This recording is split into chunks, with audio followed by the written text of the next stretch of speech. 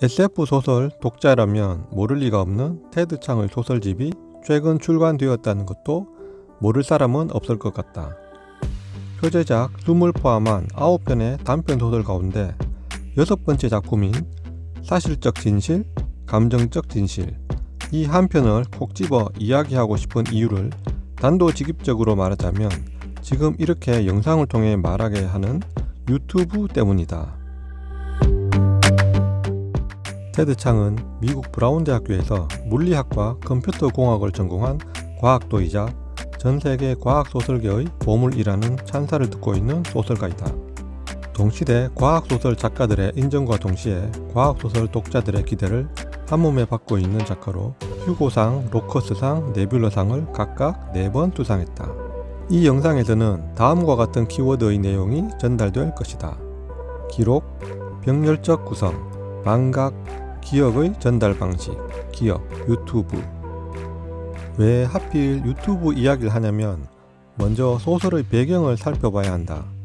그리 먼 미래는 아닐 것으로 보이는 소설 속의 세계는 몸에 장착된 개인 카메라로 자기 삶 전체를 연속적으로 기록하는 라이프로그가 사용되고 있다. 그 저장된 기록에서 사소한 장면까지 검색 가능한 시스템이 만들어지기에 이르렀다. 이를테면 내가 친구 아무개와 서점에 간 날이라고 검색하면 과거 아무개와 서점에 간 날의 녹화 영상이 모두 시야의 좌측 하단에 영상으로 뜬다는 것이다. 그 말은 곧 개인의 생체적 기억, 그러니까 인간이 뇌로 하는 기억이라는 게 무용한 세계라는 것이다. 기억이 기록되고 그 기록은 디지털 기억으로 저장되는 것이다. 한마디로 모든 것들이 기록되어 기억되는 세계에서 더 이상의 망각은 찾아볼 수 없다. 그렇다면 모든 것을 기억한다는 것은 과연 축복이고 망각은 저주일까? 이 지점에서 저자는 한 사례로 러시아의 솔로몬 세레세브스키를 인용하고 있기도 하다. 허구의 인물인지 실제 인물인지 궁금해서 한번 찾아봤다. 이 남자를 연구한 러시아의 심리학자 알렉산드르 루리아 박사의 책이 모든 것을 기억하는 남자로 번역 출간되기도 했다. 그리고 자신의 과거를 기억하는 능력이 탁월했던 세계 최초로 과잉 기억 증후군 진단을 받은 미국의 질 프라이스의 자서전적 기록물이 모든 것을 기억하는 여자라는 책으로도 국내에 소개되었다. 이런 이야기가 과연 유튜브와 무슨 상관이냐 할 것이다. 유튜브가 지금은 구독자 1000명, 시청시간 4000시간이라는 수익 창출 플랫폼을 기본으로 많은 사용자들이 유입되고 있는데 그 가운데 자신의 일상을 촬영하고 업로드하는 브이로그 채널이 있다. 이것은 나뿐만 아니라 이 소설을 읽는 당신이라면 자연히 이런 연관성을 상상할 수밖에 없을 것이다.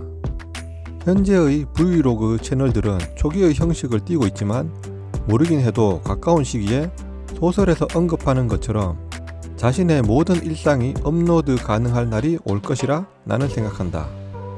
그렇게 되면 우리 인간들은 더 이상 넌 어려서 모르겠지만 이라거나 또는 유소년기나 청소년기의 기억나지 않거나 기억하기 싫은 과거를 망각이라는 서랍 속에 감출 수 없는 시대가 되는 것이다. 이와 관련된 정황을 작가는 아주 그럴듯하게 상상하는데 그 내용들이 과연 축복일지 저주일지 읽어보고 판단해 보시고 자신의 채널이나 댓글로 이야기해보면 좋을 것 같다.